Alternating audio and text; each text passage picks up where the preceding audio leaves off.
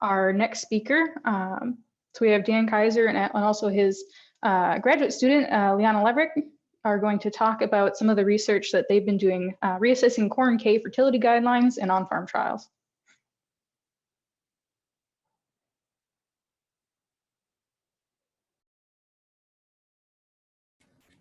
All right, so let me just make sure I'm sharing the right screen here.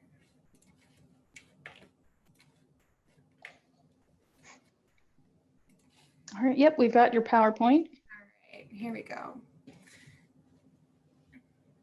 Okay, so hi everyone, my name is Liana Leverich. I am a PhD student with Dan, and I'm going to talk a little bit about our project together on reassessing corn K fertility guidelines using on-farm trials. And this is purely focused on chemical properties in soils and also the mineralogy.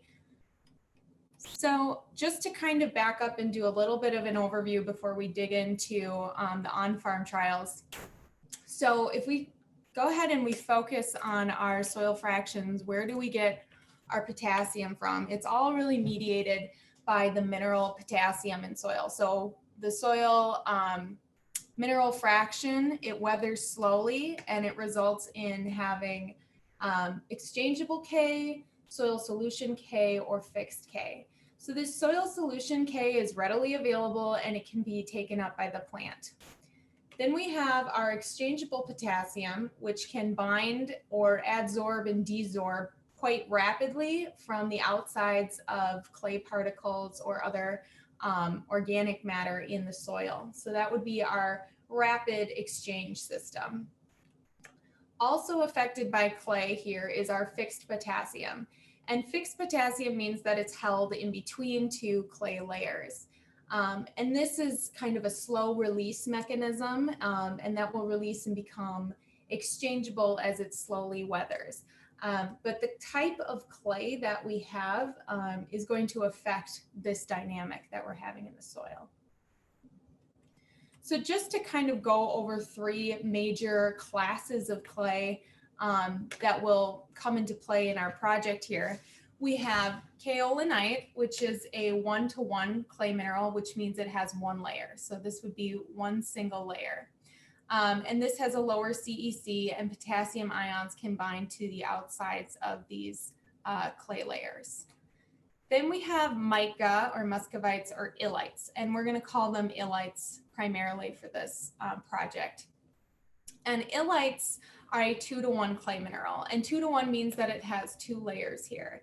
And illites matter because they are involved in fixed potassium. As you can see, these two layers, this potassium ion right here fits just perfectly in those layers. And so it tends to lock up potassium in those layers. So with weathering, that potassium can become available, but it's only in certain chemical, with certain chemical reactions that does become available. So these minerals do have a bit of a higher CEC where it can bind in the inner layer or also within or on the edges of the clay layers. And then we have our smectites. And smectites, again, are another 2-to-1 clay mineral. They have two layers. And the layering space in this mineral is huge compared to the mica.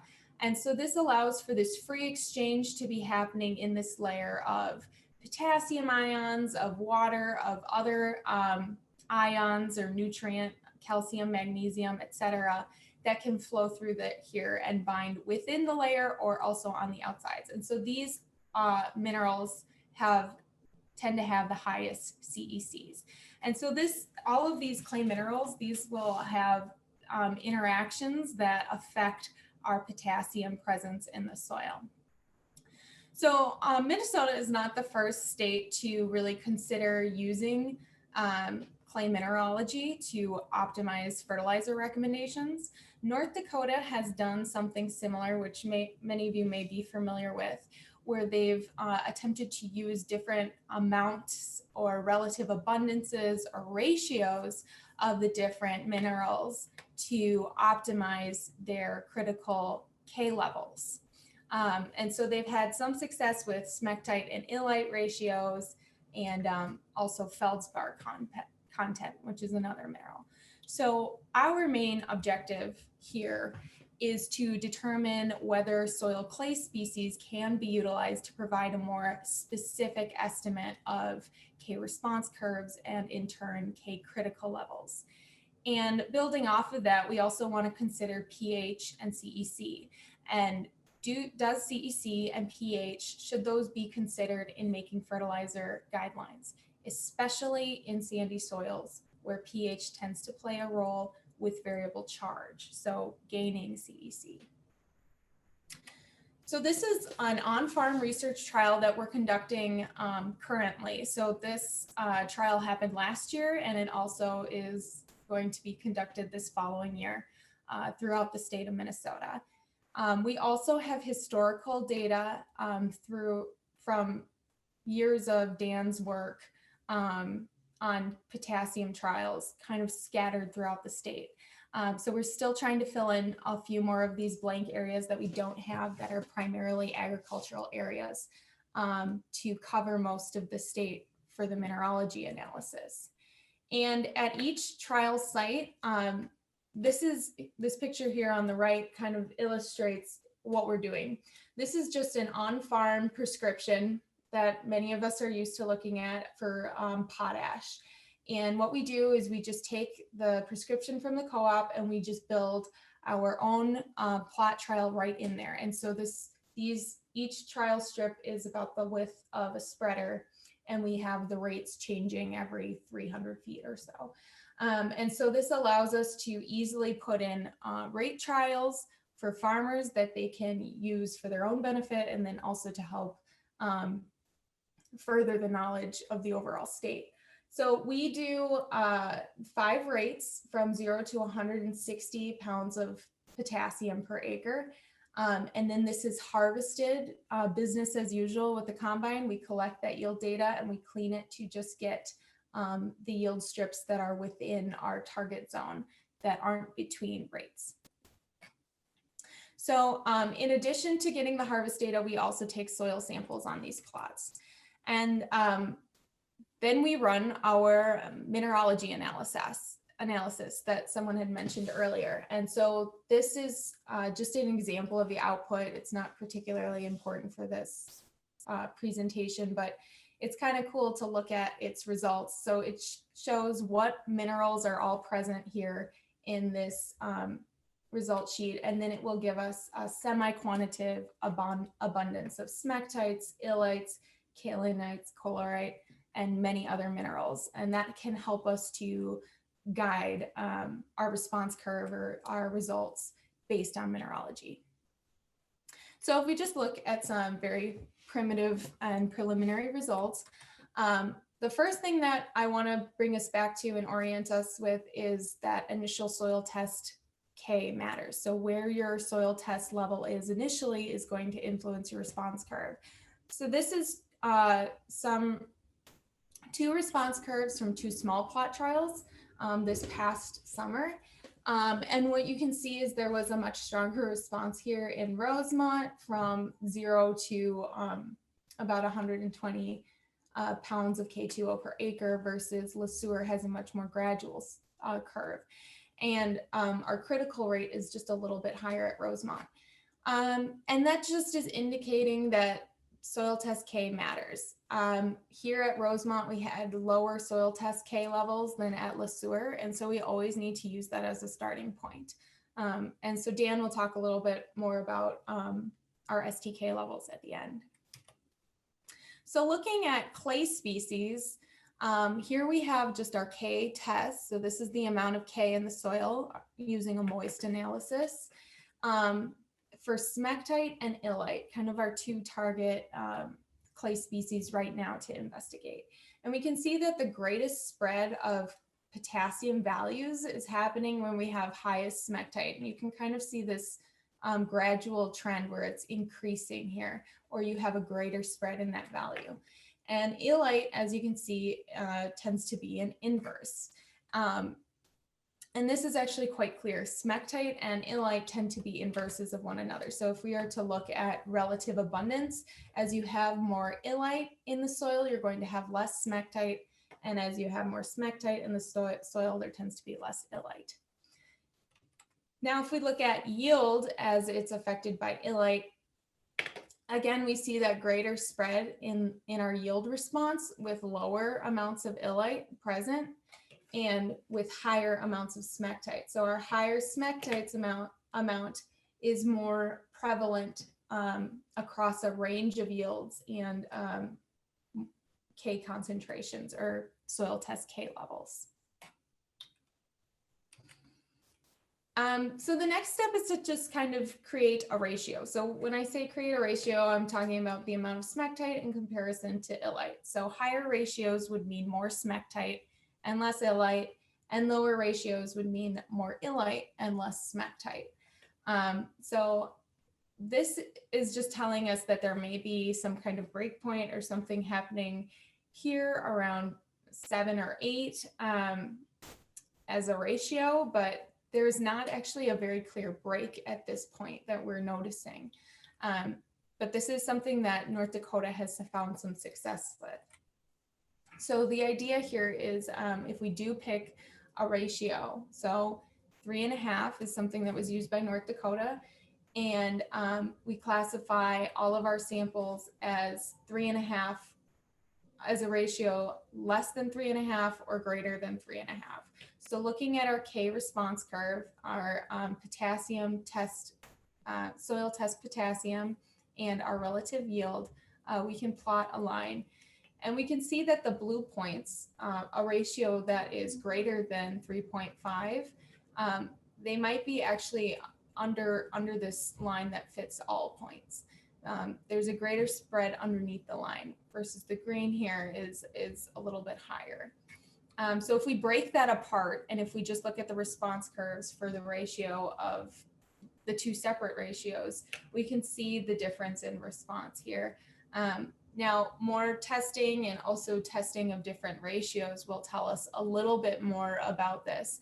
So this is a very good start to what we want to accomplish as far as really digging into looking at the influence of these different minerals and affecting the our potassium response curves.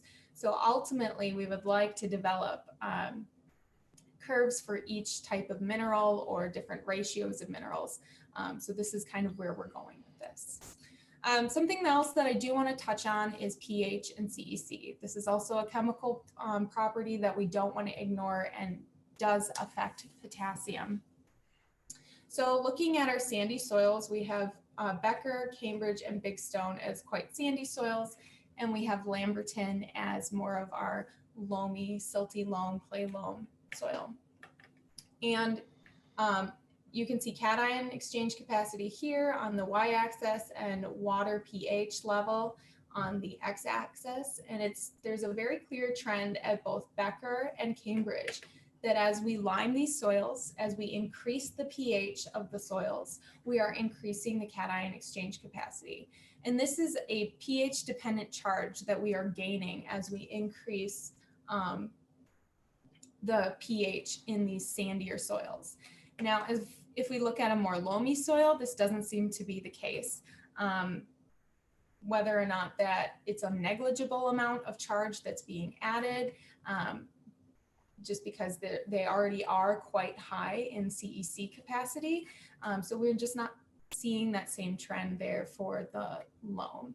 However, Big Stone, it was a little bit different. We're not also seeing that change. So more to come on that.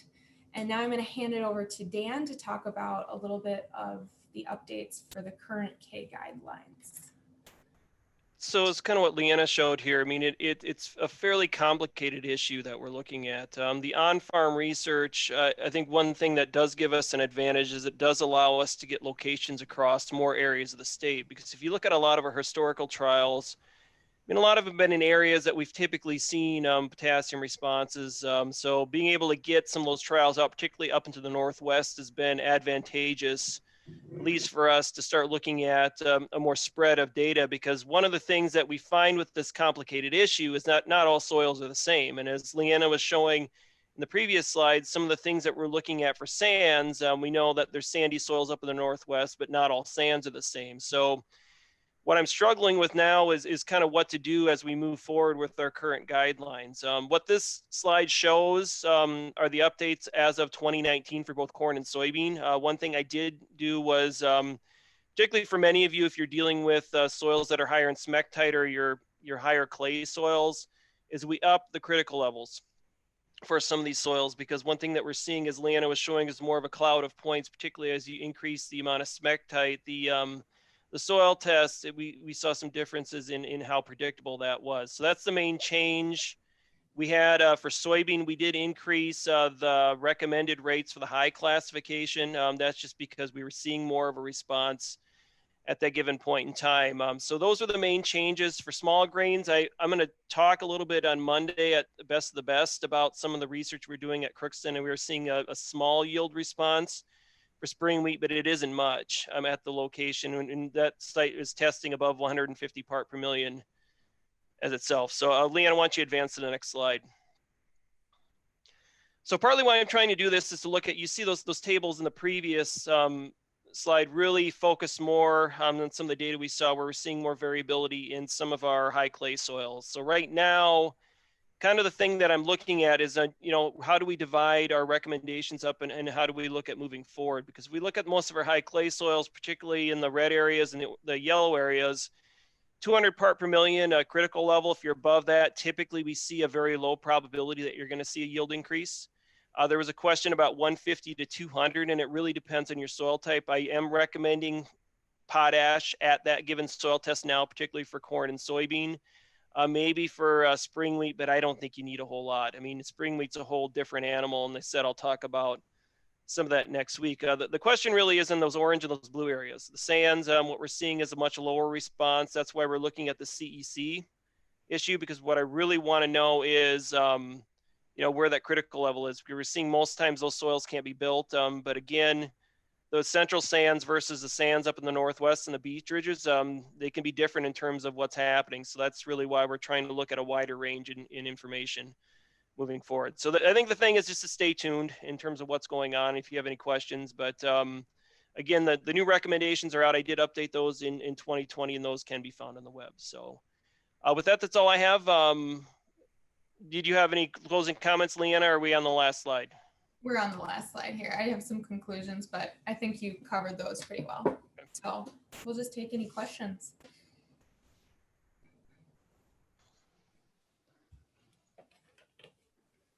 All right, if anybody has any quick questions, we have time for just a few. You can type those in now. Yeah, the question of base saturation, that did come up.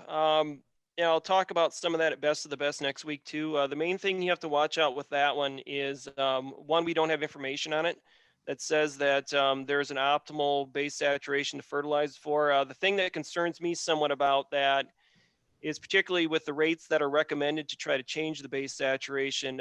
Part of what I'll talk about at Monday is some of the chloride work we're doing on soybean where we're seeing yield reductions. And that's one of the main concerns I have is high application rates of potash. NDSU, I know, changed their recommendations and do have, particularly for corn, have some recommendations for limits as well, just because of some tailing off of yield at where corn yields seem to dip a little bit at high application rates. So that's the main thing, is really there's no benefit that we've seen to it, and there can be some issues with application rates of potash that it may take to get to some of those ideal levels. So it's difficult. The main thing, you're above 200 part per million, what I say to most growers is you're likely not going to have much of an issue. I think AgVise also, John Lee and John Brecker had an interesting, good article that they'd done some research on at AgVise there on egg base saturation not being basically what you said, not going off of base saturation. So that'd be something those folks who are interested in the base saturation could Google. Yeah, I know they've looked at it and it said we haven't really as much. I am looking at it in some of our current trials that I have. I've got a long-term trial we set up at Crookston looking at a wheat soybean rotation. I haven't looked at the data just to see kind of where we're at in terms of the base saturation of K and some of the other nutrients. I was going to look at that, and we took samples this fall. We're going to be looking at that again just to see where things are at. But what we tend to see is a response to K over a wide range in those ratios. It really, the areas that we get below our critical level or above or below, that tends to be those areas that we see the responses.